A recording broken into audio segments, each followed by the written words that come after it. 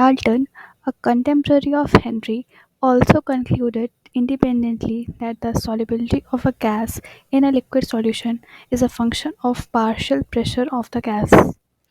एक और साइंटिस्ट थे जिनका नाम था डाल्टन।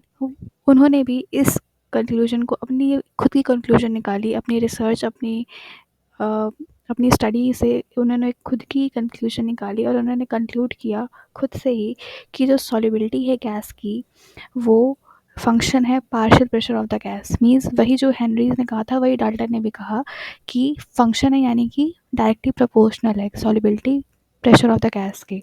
अगर हम प्रेशर को चेंज करेंगे तो सॉल्युबिलिटी भी उसी हिसाब से उसी के अकॉर्डिंग चेंज होगी। If we use the mole fraction of gas in the solution as a measure of its solubility, अगर हम मोल फ्रैक्शन को यूज़ करें सॉल्युबिलिटी को मेजर करने के लिए, लेट अस सपोज, या फिर हम ऐसा एज्यूम कर लेते हैं कि हम सॉल्युबिलिटी को मेजर करने के लिए मोल फ्रैक्शन का यूज़ करते हैं या कर रहे हैं, then it can be said that the mole fraction of a gas in the solution is proportional to the partial pressure of a gas over the solution. तो हम ये कह सकते हैं बेसिकली कि जो मोल फ्रैक्शन है उस गैस का सॉल्यूशन में वो प्रोपोर्शनल हो जाएगा पार्शियल प्रेशर के।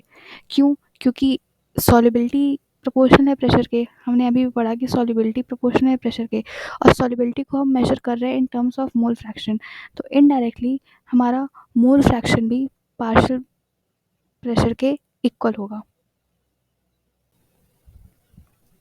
The most commonly used form of Henry law states that, जो बहुत ही ज़्यादा प्रचलित या बहुत ही ज़्यादा कॉमन हेनरीज लॉ का स्टेटमेंट है वो हमारा यही है।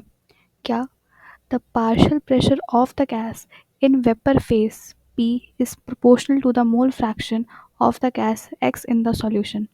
इसका मतलब वही कि जो पार्शियल प्रेशर है गैस का वो वेपर फेस में, यानी कि when in the form of vapors is proportional to the mole fraction of the gas, वो proportional हो जाता है मोल फ्रैक्शन के, क्योंकि हमने मोल फ्रैक्शन को सॉल्युबिलिटी का मेजरिंग वो माना है, तो मोल फ्रैक्शन भी डायरेक्टली प्रोपोर्शनल है प्रेशर के।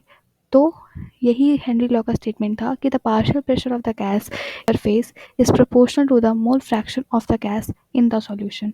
और उसको हम एक्सप्रेस कैसे कैसे कर सकते हैं, मीन्स अगर हमसे उस फॉर्मूला को हम लिखते कैसे हैं, तो P इज इक्वल्स टू के एच इंटू एक्स, जहाँ पे जो हमारा के एक्स है ये एक कांस्टेंट है, और ये के एक्स हमारा कांस्टेंट है, इसको हम कहते हैं Henry's law constant, where kh is the constant which is called Henry's law constant. If we draw a graph between partial pressure and of the gas versus mole fraction of the gas in a solution, अगर हम graph बनाना चाहें किसके और किसके बीच, pressure of the gas और मोल fraction of the gas का, then we should get a plot as of the type as shown in figure 1.2.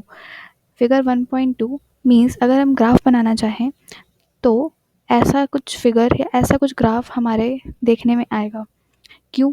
क्योंकि हमने ये पढ़ा था कि जो प्रेशर होता है, जो प्रेशर है वो डायरेक्टली प्रोपोर्शनल है सॉल्युबिलिटी के। तो जब कोई चीज़ डायरेक्टली प्रोपोर्शनल होती है तो उसका जो ग्राफ है वो हमेशा स्ट्रेट लाइन आता है।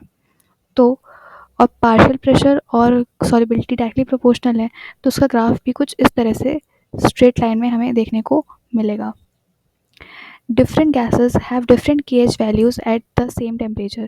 This suggests that kh is a function of the nature of the gas.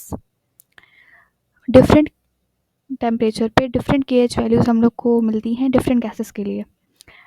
इससे हमें क्या पता चलता है, इससे हमें एक और इम्पॉर्टेंट पॉइंट नोट करने के लिए है, this suggest that kh is a function of the nature of gas. जो kh कांस्टेंट है हमारा, जिसको हम हेनरीज कांस्टेंट कहते हैं, वो नेचर ऑफ द गैस पे डिपेंड करता है, वो उसका फंक्शन है। फंक्शन मतलब कि अगर हम नेचर ऑफ द गैस या गैस का नेचर हम चेंज करेंगे तो kh की वैल्यू भी उसी अकॉर्डिंग अपने आप चेंज होती रहेगी।